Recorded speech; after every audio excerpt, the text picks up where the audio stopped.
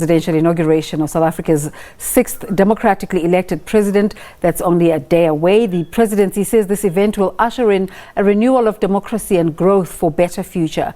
Dr. Kingsley Makhubela, although now a corporate man, was among some of the first public servants of the first new dawn. He served as a chief of state protocol for the administration of the second democratic president, Thabo Mbeki. The responsibility of putting together an inauguration would have partially lied with him and his other colleagues. He joins us now to give us a sense of what to expect tomorrow. Dr. Makhubela, thank you so much for making the time to come through. You heard in some of our stories the head of the Interministerial Committee on the inauguration, Dr. Nkosazana Dlamini-Zuma, saying a conversation about whether to have inaugurations or not is something we can have later, but this one is definitely going ahead. What's the significance or the role of presidential inaugurations in the life of a democratic state? The inauguration of the president is a culmination of the electoral process. Any argument that you have to review whether you should have your regular electoral system running, it questions definitely the whole democratic norm. It's a culmination. And I think it's a very important event in the life of our democracy to ensure that the president that we've elected, we see him taking an oath of office and making a pledge and a commitment to protect this republic and protect all of us. Remember, the presidency, as the chief executive of this country, he has the responsibility to ensure our prosperity and protection as a nation. But one will argue that there are other ways and means of formally admitting a president into his office, like the processes that were taking place in Parliament during the week. Wouldn't those suffice? Actually, if you look at the ceremony that we are having here in South Africa since 1994, it's small compared to what you see around the world. It actually designed to fit what we can afford as a country, but we don't need to inaugurate the president in a secrecy. Because the president, as I'm saying, is a torchbearer for this country.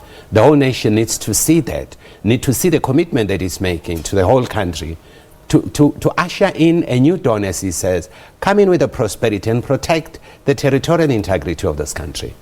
As a former chief of state protocol, what kind of conversations would have gone underway in terms of affordability of such a big event? Let me tell you, given our own resources, that has been a discussion since 1994 actually. The discussion around what is that we can afford, what is that we can't afford, it's an integral part of deciding on the scale of the presidential inauguration. That's definitely part of it. Now that the event has been moved to a different venue, what is the significance of, or the symbolism of that act? You know, I personally, and this is a personal view, I would have preferred to see the inauguration at the Union Building because it's a symbol, it's a seat of government. But I think the government has explained the rationale in terms of the cost and so on, but to still ensure that the inauguration takes place in the open eyes of a lot of South African, a lot of participation in this. There are a lot of good elements even in terms of the new system that has been taken up. As the chief in terms of state protocol, where is your seat? It's a bit confusing. Is it the Department of International Relations? Is it the presidency? What would have been your role in terms of organizing logistics for this kind of event? The chief of protocol, it's located within the Department of International Relations and Cooperation.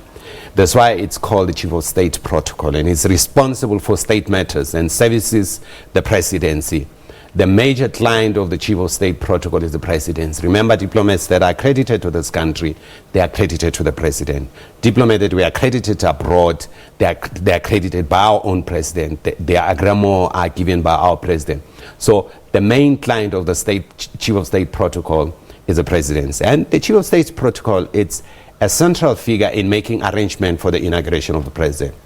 In this case, Ambassador Losi, yes. She works with a host of stakeholders. It's an interdepartmental actually operation. This is one of the major operations that actually showcases how we can coordinate our efforts, our resources, our capabilities in running an event.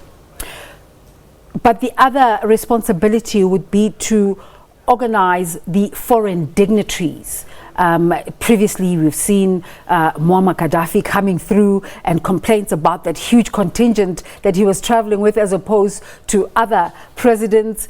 Take us through that process. The president invites all people who are attending the inauguration are guests of the president-elect, as we call him at this time. And the chief of protocol and other departments that are involved are making arrangements for guests of the president. The president can be involved in the nitty-gritty arrangements. The capability of the state is brought into action to assist and ensure that the inauguration is held. Of course, there are limitations in terms of sitting space. Different delegates, they come with different numbers of people. Some come with very huge numbers. I mean, you will recall in 1994, Al Gore was a representative of the United States government, came here with a delegation of close to 900 people.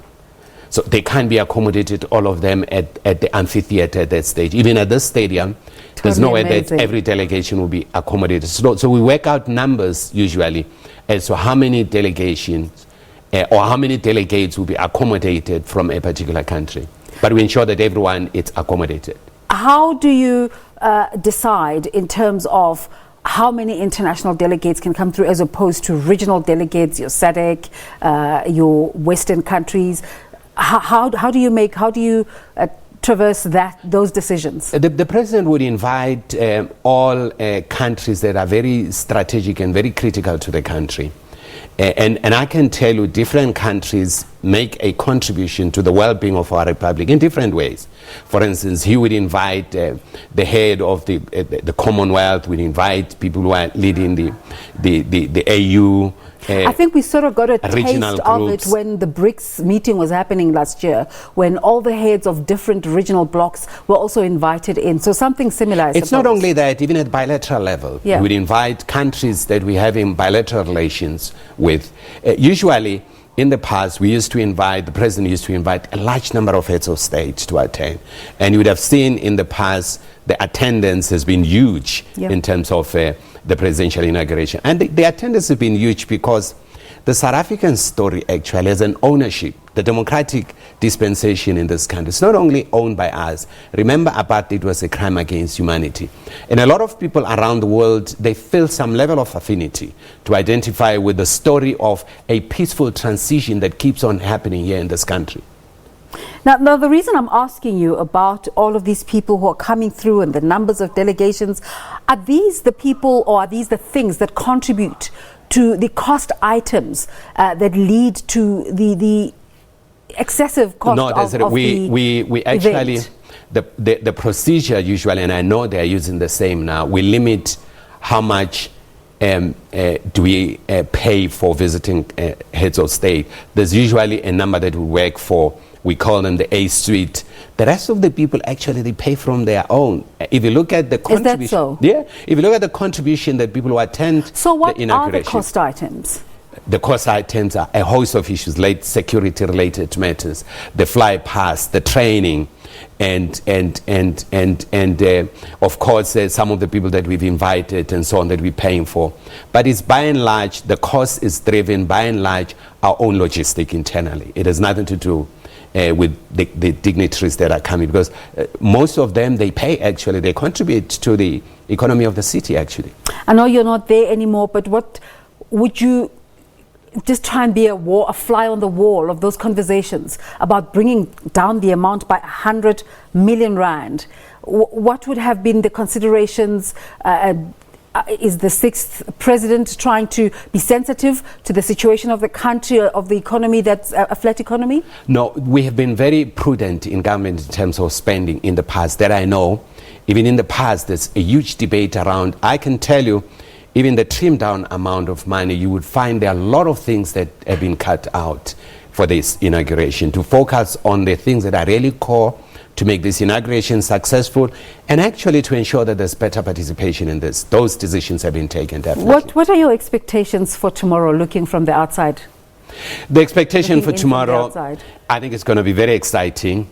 The level of public participation is going to be totally different from the past. You would have seen the arrangement now. People can go from a particular point to the stadium. So you'd have a huge participation. So the feel and the mood in the stadium would be totally different from the previous events. You have been a public servant and an activist. You worked for a long time with Oliver Reginald Tambo. Are you excited about the prospects of the sixth administration? Every new administration always brings some level of excitement and anticipation by all of us. What we expect in terms of the sixth president, of course, as he indicated to, is to deal with issues that are really crucial for our democracy. Deal with the question of poverty, deal with the question of unemployment and grow the economy.